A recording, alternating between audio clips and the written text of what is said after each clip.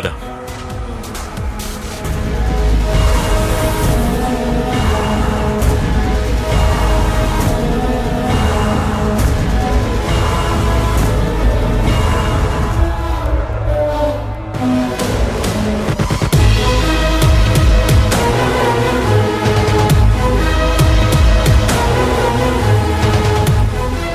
ఎవరుండే ఇల్లిది సంకేతు?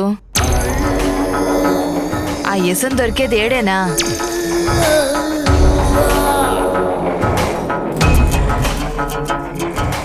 డిస్ప్లేలో పెట్టుకుని కూర్చోవడానికి అది మెడిసిన్ కాదు దేవమ్మ, పాయిజన్. మనం వచ్చామని ఇన్ఫర్మేషన్ ఇస్తే మనకు కావాల్సింది వాళ్ళు తీసుకొచ్చేస్తారు. అయితే ఫోన్ చేయి.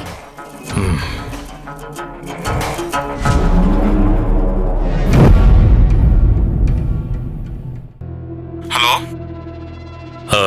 మీరు చెప్పిన ప్లేస్కి మేము వచ్చేసాం. వస్తున్నాను సార్, వెయిట్ చేయండి. వస్తున్నారట, కూర్చో.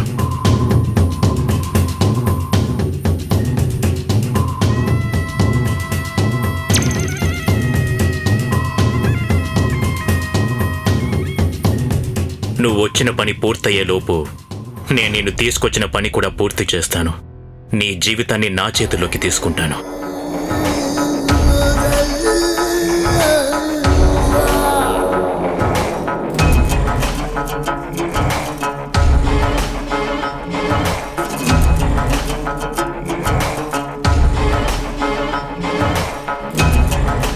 సంకేత్, ఏంది అట్టా ఉండవు?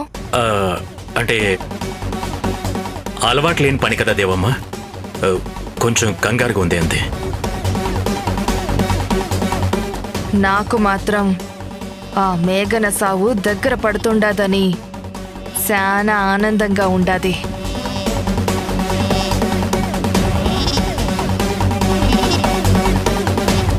మీరేనా సంకేత్? హాయ్. ఎస్. యసం తీసుకొచ్చుండారా? సారీ మేడం, కొంచెం టైం పడుతుంది. అదేంది సంకేతు, ముందే మాట్లాడి పెట్టానని చెప్పుండావు కదా, ఈడికి రాగానే ఇచ్చాచారన్నావు. కూల్ దేవమ్మ, వాళ్ళు ఇవ్వము అనట్లేదు కదా, టైం పడుతుందని చెప్తున్నారు. ఓకేనా? కూల్.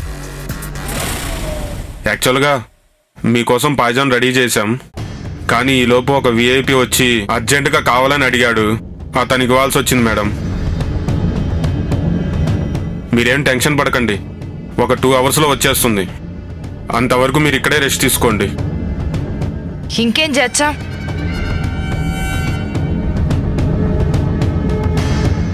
రేయ్, వీళ్ళకి కూల్ డ్రింక్ తీసుకురాపో. అలాగే సార్. వెళ్ళు.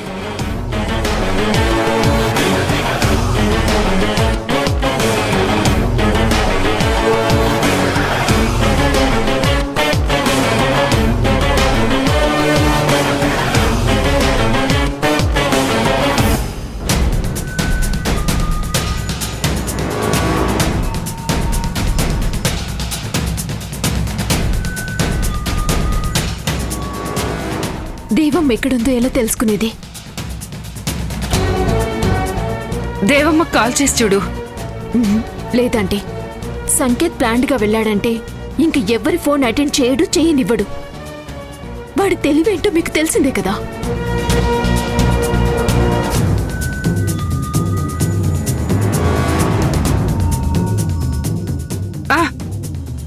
అయితే వాళ్ళ అన్నలకు కాల్ చేయి. దేవమ్మ ఏం చేసినా ఎక్కడికి వెళ్ళినా ఖచ్చితంగా వాళ్ళ అన్నలకు తెలుస్తుంది కదా.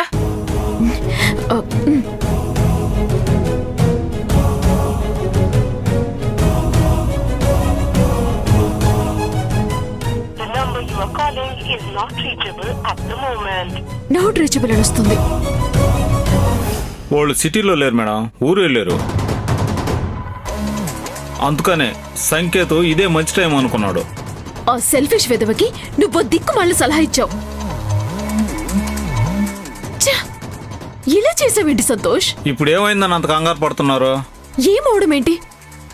అసలు ఇకపై ఏం జరుగుతుందో నీకు తెలుసా? ఏం జరుగుతుంది? నేను చేసిన పాపానికి నాకు ఇలాంటి శిక్షణ పడింది ఏంటని ఆ దేవమ్మ ఏడుస్తూ మూలన కూర్చుంటది. నీ మొహం ఇంతకు 10 పగ పెంచుకుంటుంది. వాళ్ళమ్మకు అన్యాయం జరిగిందనుకుని ఇంతమందిని ఇబ్బంది పెడుతోంది. అలాంటిది ఇప్పుడు సంకేతిక ఐడియా ఇచ్చింది నువ్వే అని తెలిస్తే తన జీవితం నాశనం అవ్వడానికి కారణం మనమే అనుకుంటుంది. నేనే నీతో ఈ పని చేయించాననుకొని నన్ను ఇంకా టార్చర్ చేయాలని చూస్తుంది. అది మీ మీదకి రాకూడదనే కదా నేను సోలో డెసిషన్ తీసుకొని చేసింది. ఏదన్నా జరిగినా దానికి బాధ్యత నేనే వహిస్తాను గానీ మిమ్మల్ని బ్లేమ్ కాని మేడం. ఆ నువ్వు చెప్పగానే ఆ దేవమ్మ నమ్మేస్తుంది. మరి పెద్ద రచ్చ తీసుకొచ్చి పెట్టావు. అది కాదు మేడం. నువ్వు మాట్లాడుకో. హ, చైత్ర నువ్వు కంగారు పడకు, కూల్గా ఆలోచించు, ఏదో ఒక దారి దొరుకుతుంది. ఏం అర్థం కావట్లేదు ఆంటీ. గొర్రె కసాయివాణ్ణి నమ్మినట్టు దేవమ్మ సంకేత్ గారిని నమ్మి వెళ్ళింది. తన పరిస్థితి తలుచుకుంటే భయంగా ఉంది. తెలిసి కూడా ఏం చేయలేకపోతున్నందుకు బాధగా ఉంది. ఏదో ఒకటి చేయాలి. ఎలాగైనా దేవమ్మని కాపాడాలి.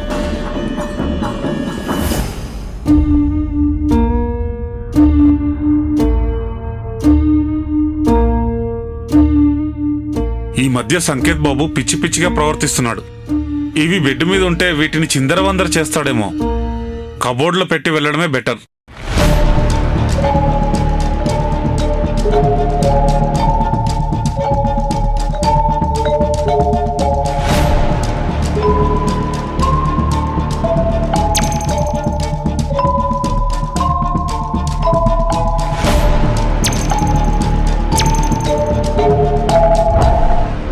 ఈ ఫోన్ ఎవరిది? సంకేత్ బాబు దగ్గర ఇది ఎప్పుడు చూడలేదే. పాడైపోయిందా? వర్కింగ్ లోనే ఉంది. మరి భద్రంగా కబోర్డ్లో ఎందుకు దాచుకున్నాడు?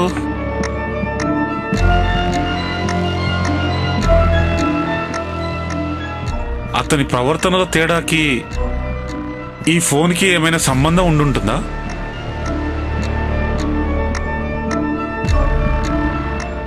రావడం లేదే. పాస్వర్డ్ ఏది పెట్టుకొని ఉంటాడు?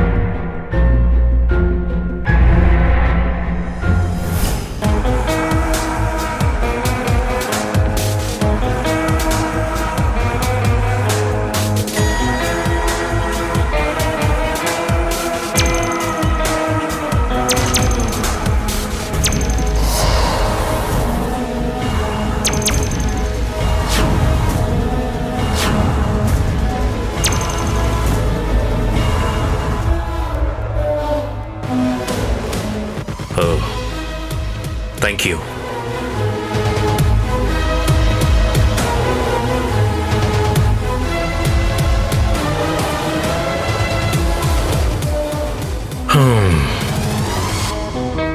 Thank you sir.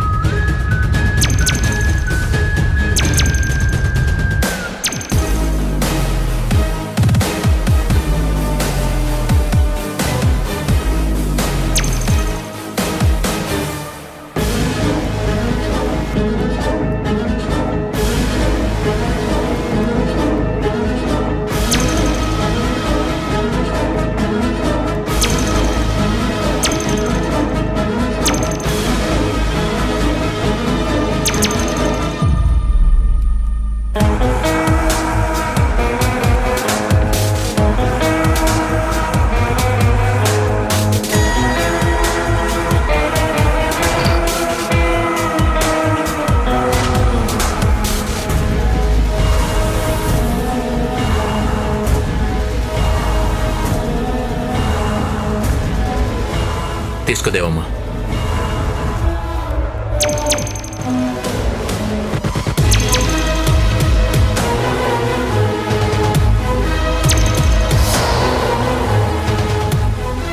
ఏందో సంపనీకి ఇసువ అమ్ముకునేటోళ్ళు ఈ ఎండలకి బతికించి నీకి కూల్ డ్రింక్ ఇచ్చుండారు.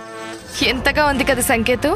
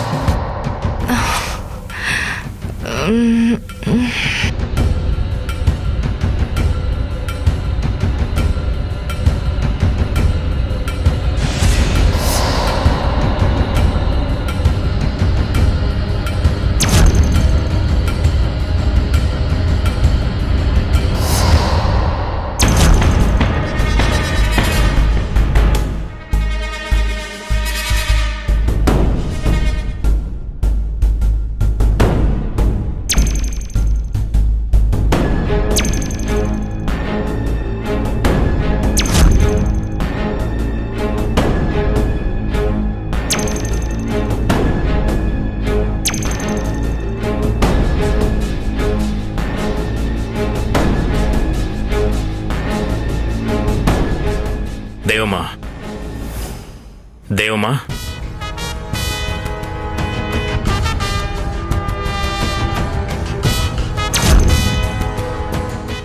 ఎస్,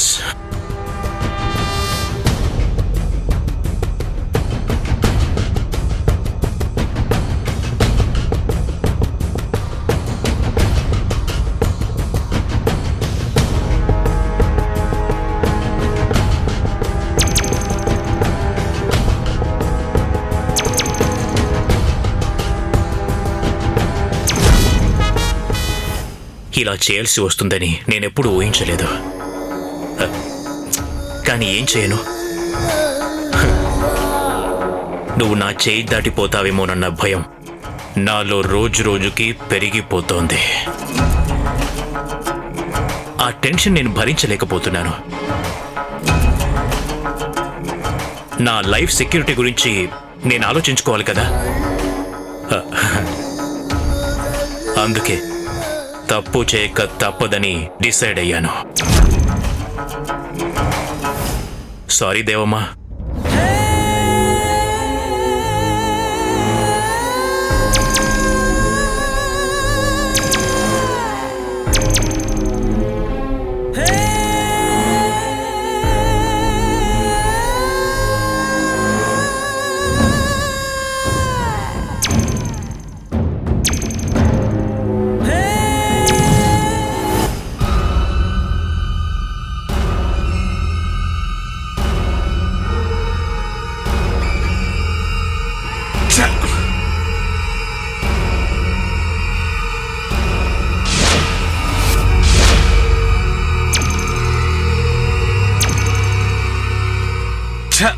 ఓపెన్ అయ్యి సావట్లేదు.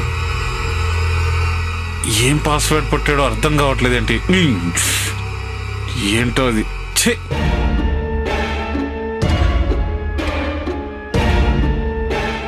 ఎస్, మళ్ళీ ఒకసారి ట్రై చేద్దాం.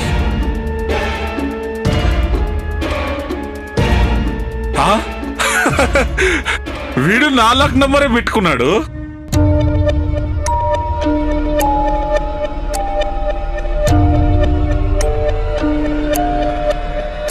వీడెవడు? ఎప్పుడు చూసినట్లేదే. సంకేత్ బాబు ఫోన్లో ఇతని ఫొటోస్ ఎందుకున్నాయి?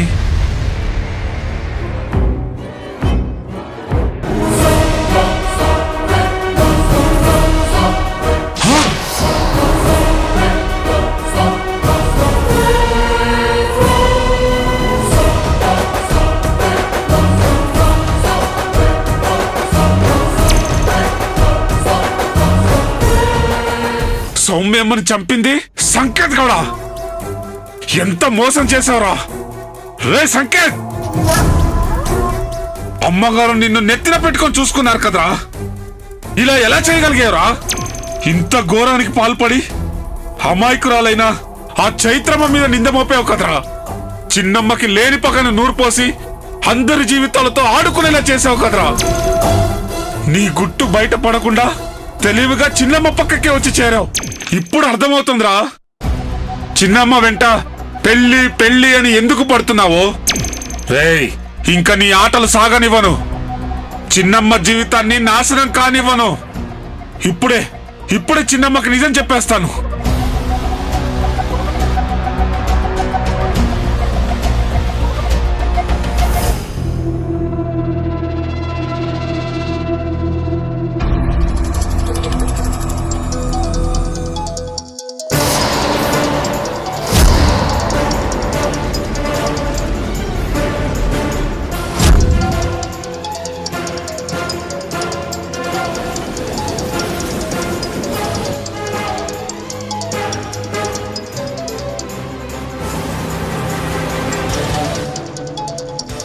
వీడెందుకు ఎప్పుడు ఫోన్ చేస్తున్నాడు?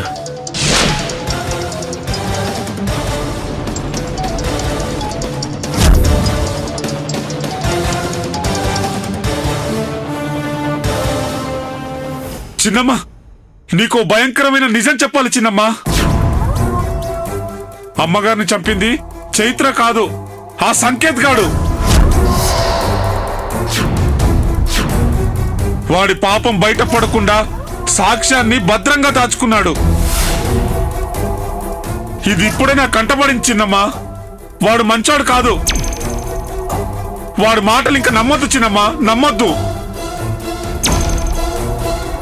హలో హలో చిన్నమ్మా, వినపడుతుందా? చిన్నమ్మా, లైన్లో ఉన్నావా? కట్టయిందేంటి? ఇన్నాళ్ళ నుంచి కష్టపడుతున్నా ఓపెన్ కాని ఫోన్ వాడికెలా ఓపెన్ అయింది? ఛ!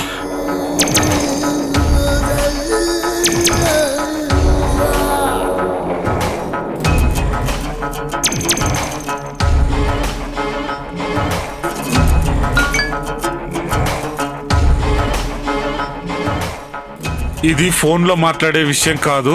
ఒక అడ్రస్ పంపిస్తాను, అక్కడికి రా. వెంటనే చిన్నమ్మకి చెప్పాలి. ఎప్పటికీ బయటకు రాకూడదు అనుకున్న నిజం ఆ యాదగిరి గాడికి తెలిసిపోయింది. నా లక్ష్యానికి వాడు అడ్డు పడకుండా చూసుకోవడం నా బాధ్యత. సారీ దేవమ్మా, నేను వెళ్తున్నాను.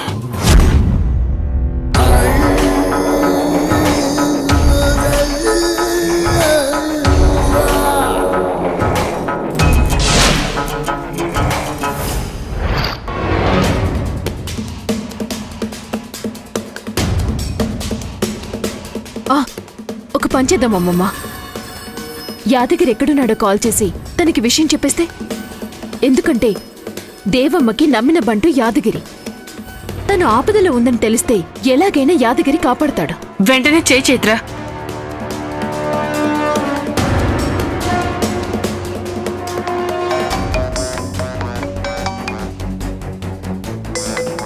హలో యాదగిరి, దేవమ్మ ఎక్కడుంది? నేను తనతో ఒక విషయం చెప్పాలి. అంతకంటే ముందు నేనే నీకు ఒక విషయం చెప్పాలి చైత్రమ్మ. సౌమ్యమ్మని పొట్టన పెట్టుకుంది ఆ సంకేత్ గాడనే నిజం నాకు తెలిసింది. స్వార్థం కోసం వాడు చేసిన పాపాన్ని నీ మీద తోశాడు. అందర్నీ నమ్మించి మోసం చేశాడు.